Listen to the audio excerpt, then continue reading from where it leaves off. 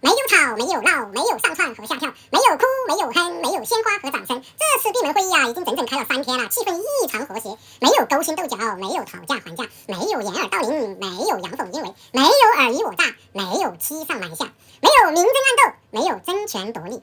没有两面三刀，没有口是心非，没有搬弄是非，没有挑拨离间，没有落井下石，没有趁火打劫，没有虚与委蛇，没有假仁假义，没有同床异梦，没有心怀鬼胎，没有笑里藏刀，没有机关算尽啊！与会者人人笑容可掬啊，人人都是温文尔雅，深深接触心真情啊！整个会议室弥漫着一种祥和的气氛啊，像春风又像催眠曲呀！这不是会议，这是一次灵魂化的集体冥想啊！